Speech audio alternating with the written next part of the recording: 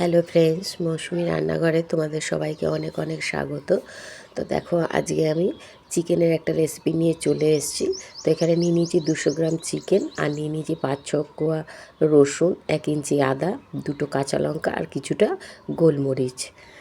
তো রমজান মাস চলছে, সেটা মাথায় রেখেই আমি এই রেসিপিটা বানাচ্ছি। তো দেখো, এখানে আমি চিকেনের মধ্যে দিয়ে দিলাম 2 চামচ মতন কর্নফ্লাওয়ার, আর এখানে দিয়ে দিচ্ছি আজিনা মটর 1 চামচ মতন। আজিনা মটরটা দিলে খুব সুন্দর একটা টেস্ট আসে। আর এখানে দেখো, আমি দিয়ে দিলাম চাট মশলা 1 চামচ মতন। চাট মশলাটা দিলে কিন্তু দারুণ একটা টেস্ট আসে। আর এখানে দিচ্ছি কালারের জন্য কাশ্মীরি লঙ্কার গুঁড়ো 1 চামচ মতন, এটাতে কালার সুন্দর হবে সেই জন্য। আর দিয়ে দেবো এখানে তোমার এই অরিগ্যানো দিয়ে দিচ্ছি 1 চামচ, 1 চামচ মতন অরিগ্যানো দিলাম। আর দিয়ে দিচ্ছি তোমার চিকেন মশলা 1 চামচ মতন। আর দিয়ে দিচ্ছি চিলি ফ্লেক্স। চিলি ফ্লেক্স থাকলে তোমরা দিতেও পারো, নাও দিতে পারো, কারণ গোলমরিচ দিয়েছি। ছোটো চামচে 1 চামচ দিয়ে দিলাম নুন, কারণ চাট মশলায় কিন্তু একটু নুন নুন থাকে। তো দেখো, এখানে যে আমি মশলাটা তোমাদেরকে দেখিয়েছিলাম, আদা, লঙ্কা, রসুন আর গোলমরিচ, এটাকে কিন্তু দেখলে বাটাটা বেশি কিন্তু খুব মিহি করে বেটো না, এরকম একটুখানি যাতে একটু দানা দানা থাকে সেভাবেই এটা মশলাটা বাটবে।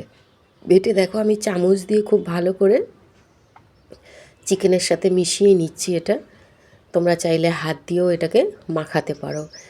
তো চিকেন কুরকুরে বানাবো আমি আজকে, একদম কুরকুরের মতন খেতে লাগবে। একটুও ভেতরে কি বলবো, সফট থাকবে না, একদম এত সুন্দর ক্রাঞ্চি হয়, একদম মনে হবে যেন আমরা কুরকুরেই খাচ্ছি। তো দেখো, এখানে আমি আরেক চামচ দিয়ে দিলাম কর্নফ্লাওয়ার, দিয়ে কিন্তু আরেকটু ভালো করে এটাকে আমি মেখে নিচ্ছি চামচ দিয়ে। কর্নফ্লাওয়ারটা দিলে কি হয়, খুব সুন্দর কিন্তু মচমচা হয়, কুরকুরে হয়, ক্রাঞ্চি হয়। তো যেহেতু আমরা চিকেন কুরকুরে বানাচ্ছি, সেই জন্য আমি কিন্তু একটু কর্নফ্লাওয়ারটা দিয়ে দিলাম আবারও। তো দেখো, এখানে তেল আমি দিয়ে দিয়েছি, সাদা তেল দিয়ে এটাকে গরম হতে দিয়ে দিয়েছি কড়াইতে। এবার আমি একটা একটা করে চিকেনগুলোকে তেলের মধ্যে দিয়ে দেবো। আর এটা মিডিয়াম ফ্লেমেই ভাজবে, হাই ফ্লেমে ভাজলে কিন্তু সিদ্ধ হবে না ভেতর থেকে, মানে জিনিসটা তৈরি হবে না, ওপর থেকে কিন্তু লাল হয়ে যাবে সেই জন্য। তো দেখো, এবার আমি লম্বা লম্বা কুরকুরের প্যাকেটের ভেতরে কীরকম থাকে, লম্বা, একটু ছোট, বড় এরকম থাকে, আমি সেই অনুযায়ী এই চিকেনটাকে এরমভাবে কেটেছি, যাতে দেখতেও ভালো লাগে, খেতেও ভালো লাগে।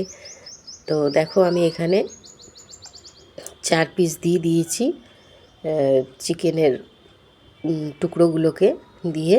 এই যে আরেক পিস দিয়ে দিচ্ছি, এই পাশ থেকে জায়গা হয়ে গেছে, দিয়ে দিলাম।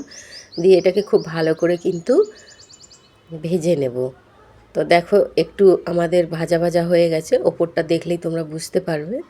এই যে এইভাবে যখন দেখবে যে ভাজা হয়ে গেছে, তখন একটু উল্টে পাল্টে নেবে, উল্টো দিকটা এই যে এইভাবে উল্টে দেবে। তো খুব ভালোভাবে কিন্তু এটা আমাদেরকে একদম বোঝাই যাবে যে চিকেনটা যখন আমরা দিলাম তখন তো ভারী কাঁচা অবস্থায়, আর ভাজতে ভাজতে তখন দেখবে একদম হালকা হয়ে এসছে। আর ওপরের কালারটা দেখলেও তোমরা বুঝতে পারবে যে হ্যাঁ, আমাদের চিকেনটা ভালোভাবে ফ্রাই হয়ে গেছে। তো এটা কিন্তু খেতে কিন্তু খুব দারুণ লাগে। এই যে আমি মশলাগুলো যে দিলাম, এই মশলাগুলোরও অনেকটা তোমার স্বাদটাকে চেঞ্জ করবে, একদম কুরকুরে মতন লাগবে। দেখো, কুরকুরে কিন্তু একটু ঝাল লাগে, একটু টকটক লাগে, সেই জন্য কিন্তু চাট মশলাটা আমি দিয়েছি, যাতে খুব টেস্টি লাগে। বাচ্চারা তো ভীষণ ভালোভাবে খাবে। বাচ্চাদের কোনো যদি পার্টি থাকে বাড়িতে, বা কেউ যদি তোমাদের বাড়িতে আসছে কোনো গেস্ট, তো তোমরা এইভাবে একদম দেখলে তো ঝটপট করে কিন্তু এটা তৈরি হয়ে যাবে।